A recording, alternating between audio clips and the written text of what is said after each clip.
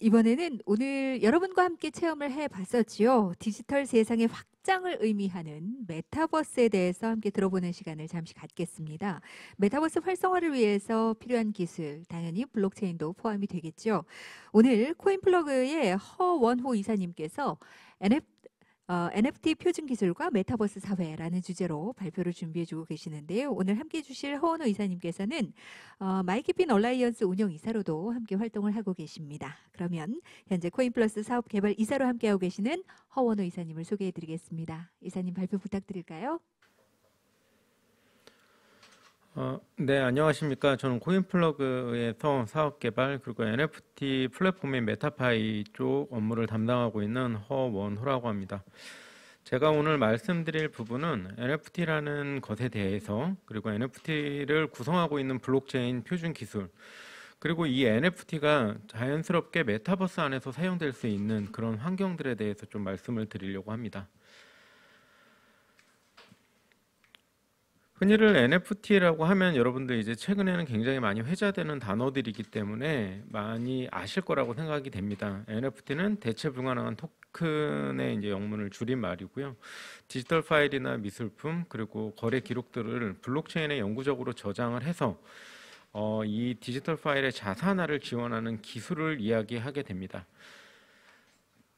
흔히 펀저블 토큰과 넌 펀저블 토큰으로 나눠지는데요. 여기에 대한 쓰임이나 이런 것들이 조금씩은 다릅니다. 우리가 흔히 알고 있는 가상자산이라고 얘기할 수 있는 것들이 그 상호 교환성을 가지고 있고 분할성을 가지고 있고 송금이나 물품 구매 그리고 어떠한 화폐의 기능으로 쓰인다면 이 NFT는 상호 교환되지 않고 하나의 특정한 소유권을 증명하는 자산 소유의 의미로 쓰이는 말이 NFT라고 합니다.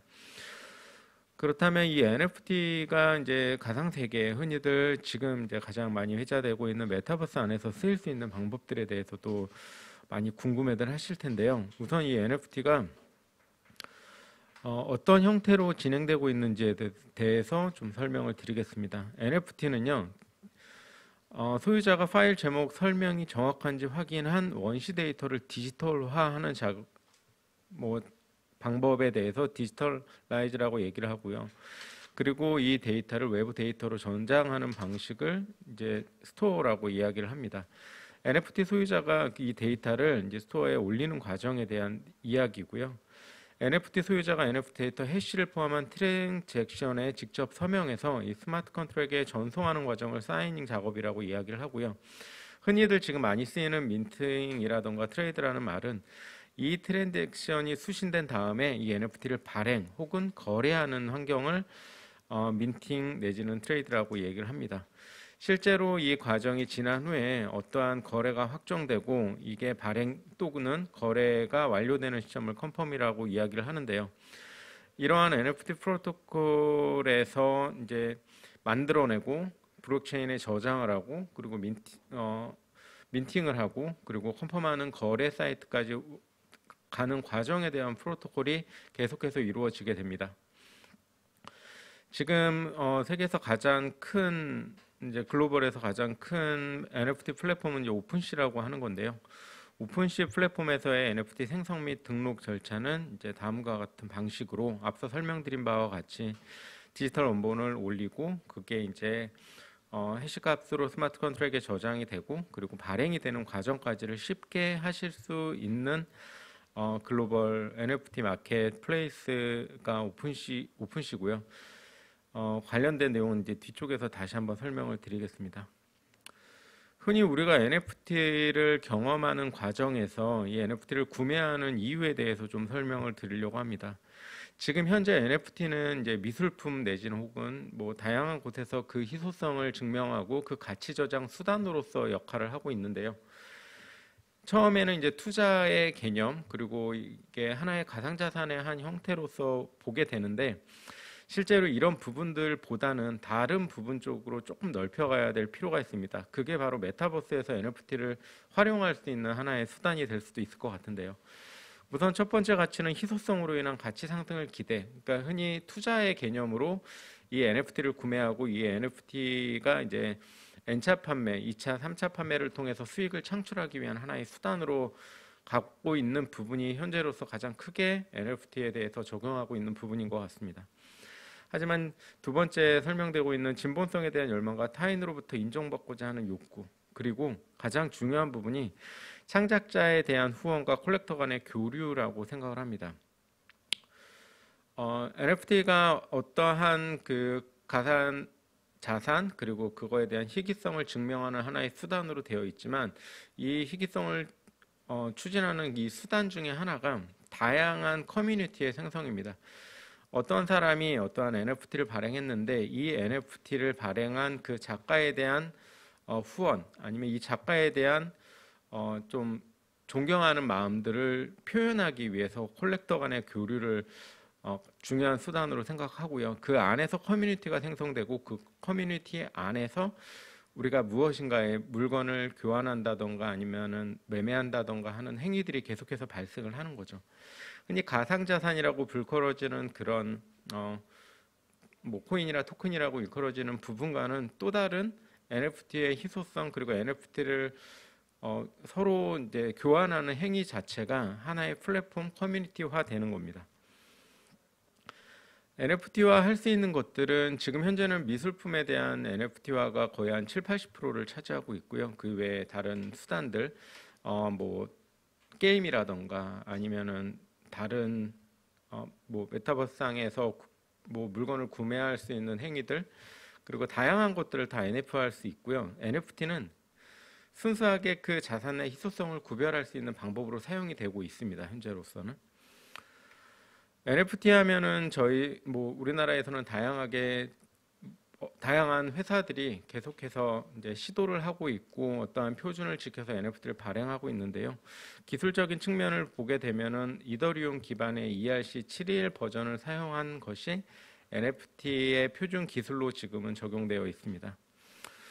흔히 ERC20과 ERC721에 대해서 많은 이야기를 하는데요. ERC20은 현재 가상자산이라고 일컬어지는 그러니까 한 주소에 여러 개의 코인들이 그대로 담겨져 있는 것들. 그러니까 그 코인 하나의 가치가 뭐 한 개 있으면 좋고 두 개 있으면 좋고 세 개 있으면 좋고 이런 것처럼 다양하게 표시되어 있진 않고 그 코인에 대한 어떠한 소유권 증명이라든가 아니면은 그 안에 어떤 것들을 새길 수 없는 형태의 ERC20 토큰의 형태를 갖게 됩니다. 근데 이더리움 기반의 ERC721은 어드레스 하나에 1, 2, 3, 4, 5, 6, 뭐 X, Y, Z라고 표현되어 있는 하나가 하나의 가치를 저장하는 수단으로 사용되기 때문에 현재로서의 모든 표준은 NFT 표준은 ERC721을 쓰게 되고요. 그리고 하나로 추가로 말씀드릴 부분은 ERC의 1155 버전이 있는데 이거는 약간은 좀 멀티 토큰 스탠다드에 해당이 됩니다. 하나의 가치를 표현할 수 있는 수단들이 여러 개가 되고요. 이런 부분들은 공동 플랫폼이라든가 아니면은 부동산을 쪼개서 한다던가 아니면은 미술품을 쪼개서 하는 공유 경제에 오히려 더 맞는 내용으로 지금 표시가 표시를 할 수 있는 그런 스탠다드 표준을 갖게 됩니다. NFT는 굉장히 그 오래전부터 지금 많이 사용이 되고 있었고요. 처음에 이제 비트코인 기반의 NFT가 만들어졌고 그 다음부터는 이더리움 기반 그리고 지금은 뭐 다양한 코인 기반으로 NFT가 발생이 되고 있는데 처음에 이제 비트코인 기반의 이제 컬러드 코인이라고 하는 NFT가 처음 생성이 됐습니다. 이제 최초의 NFT라고 표현이 되는데요.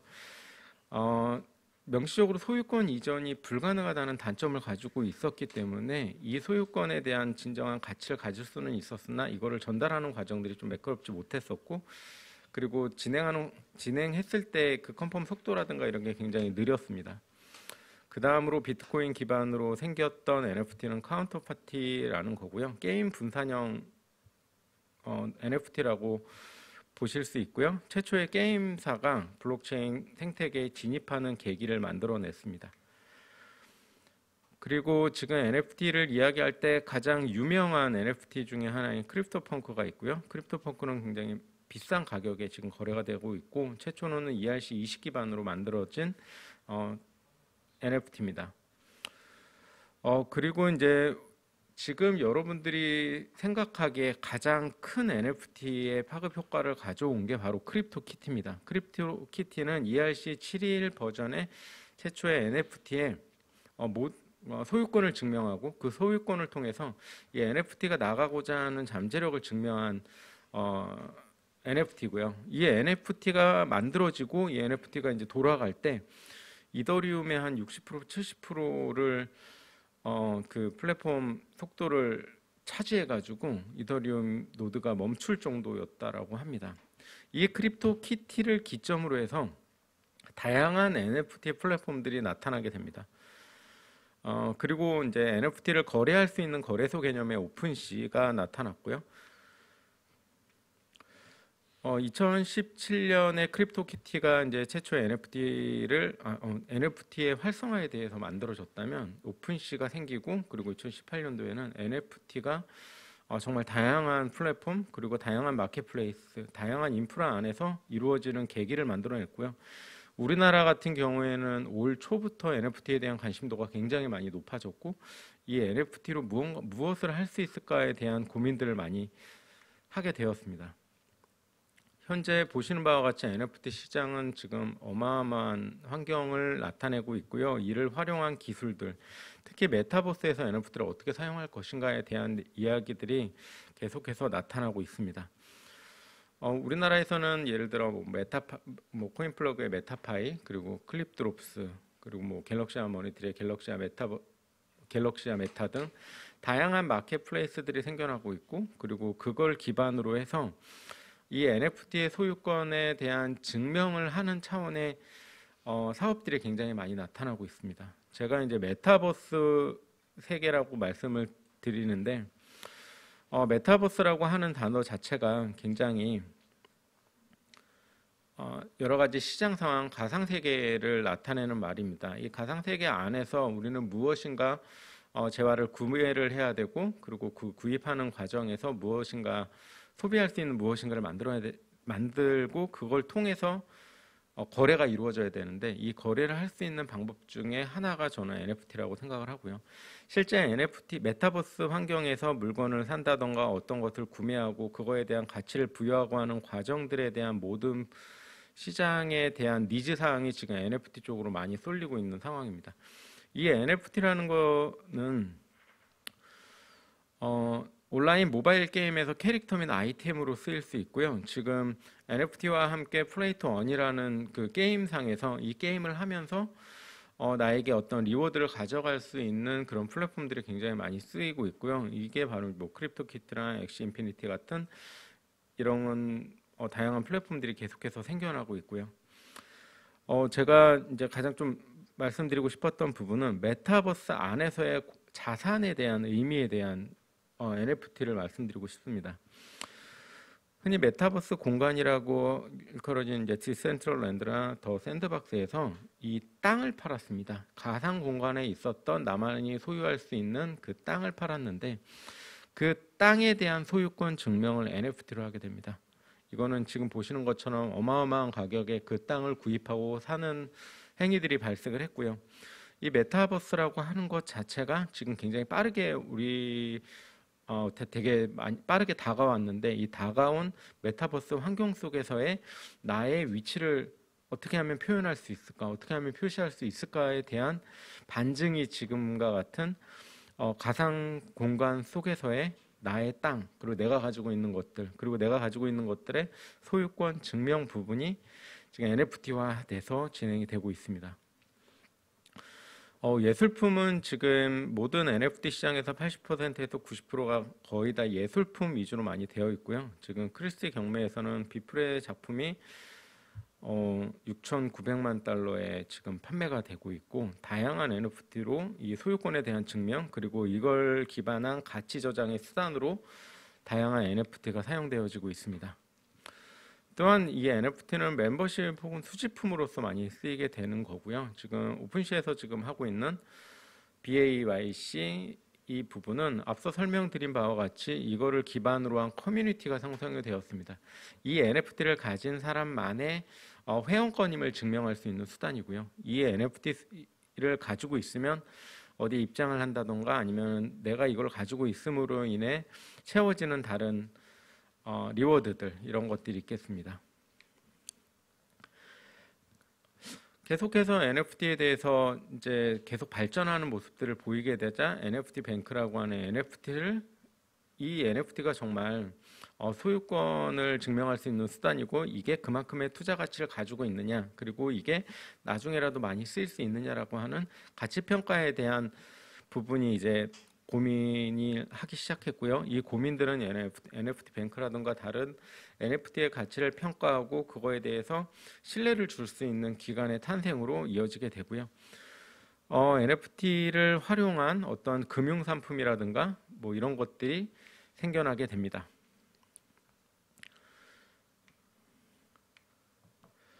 NFT 마켓은 이처럼 2018년도를 기점으로 해서 굉장히 많이 크게 성장을 하고 있습니다. 현재 NFT를 주도하고 있는 나라는 미국이고요. 전 세계 NFT 거래량과 NFT 활성도로 보면 거의 90%가 미국에서 진행이 되고 있습니다. 그만큼 굉장히 빠르게 이 산업에 대해서 접근을 많이 빨리 했고 그 빨리 한 만큼 이 마켓에 대한 주도권을 가고 있는 현실이고요. 또한 그 규제 측면에서도 굉장히 안정적으로 접근을 하면서 이 NFT 시장을 선도하고 있습니다.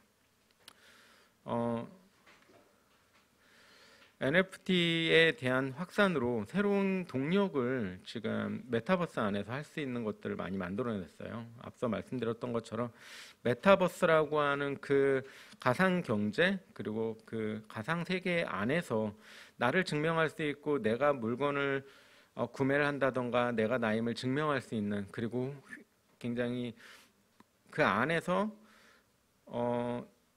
희귀하고 그리고 제가 전문화되어 있고 그리고 이거를 거래할 수 있고 그리고 소유권 메타버스 환경에서의 이 냉장고가 내 거야 메타버스 환경에서의 이 땅이 내 거야라고 할 수 있는 증명할 수 있는 어떤 수단들이 전부 NFT화 돼서 지금 진행을 하고 있습니다. 이처럼 NFT는 메타버스 안으로 들어가게 되고 있고요. 가상경제 그리고 메타버스 시대는 이렇게 계속해서 발전을 하고 있습니다. 메타버스라는 말이 생겨나기 전에 저희는 굉장히 여러 번의 이런 그 발전된 시기를 겪게 되었습니다. 첫 번째는 PC, 윈도우, 인터넷 시대고요. 이 시대 이제 이러한 사이클이라고 얘기할 수 있는 이러한 시대의 변화들에 대해서 보통 한 10년에서 20년 정도 주기로 이렇게 계속 변화가 된다고 합니다. 지금 PC, 윈도우, 인터넷이 이제 1996년부터 이제 2017년도까지 굉장히 많이 발전을 했다면 두 번째 사이클은 이제 스마트폰과 소셜 미디어 사회로 2007년을 기반으로 해서 현재까지 한 10년 정도 이런 발전 속도를 보이고 계속해서 발전을 하고 있습니다. 보통 이러한 시대의 변화, 환경의 변화에 대해서 우리는 10년 주기, 뭐 15년 주기를 얘기하는데 우리가 지금 여러분들도 생각해 보시면 아시겠지만 메타버스라는 말을 듣기 시작한 지가 얼마 되지 않았을 겁니다. 보통 한 1년도 안 된 시기 동안에 메타버스라는 말을 들었고 이런 상황이 온 계기는 지금 현재 코로나라고 하는 특이한 케이스가 생겼기 때문에 우리는 비대면 비접촉 환경으로 더욱더 빨리 발전을 하게 된 겁니다. 흔히 이러한 사이클을 겪을 때 가장 중요한 거는 하드웨어가 있어야 되고 그 하드웨어를 소화할 수 있는 것들 그리고 그 환경을 구성할 수 있는 것들이 인프라가 갖춰진 다음에 지금 여러 가지 시대의 변화인 사이클을 겪어야 되는데 이 코로나라고 하는 것들이 이런 하드웨어라든가 다른 것들을 다 무시하고 메타버스라고 하는 비대면 비접촉 환경을 만들어냈습니다. 불과 한 1년, 2년 동안에 있었던 그런 코로나 상황으로 인해 우리는 메타버스라는 말을 굉장히 빨리 만나게 되었고요. 이 메타버스라는 환경 속에서 우리가 어떻게 적응해 나갈지에 대한 고민을 하게 됩니다. 작년부터 그리고 올해까지 그리고 지금까지도 가장 많이 회귀되는 단어가 이제 메타버스인데요. 이 메타버스 안에서 우리가 무언가를 하기 위한 하나의 수단이 무엇이 있을까? 그리고 그 안에서 우리가 좀 더 편안하게 비대면 비접촉 환경에서 우리가 가지고 있는 것들을 뭐 증명할 수 있고 우리가 할 수 있는 것들 그리고 우리가 그 안에서 가치 저장 수단으로 가져갈 수 있는 부분들에 대해서 이 부분이 이제 분명히 이제 NFT라든가 아니면 블록체인 기술들이 쓰이게 될 거라는 거에 대해서는 믿어 의심치 않고요.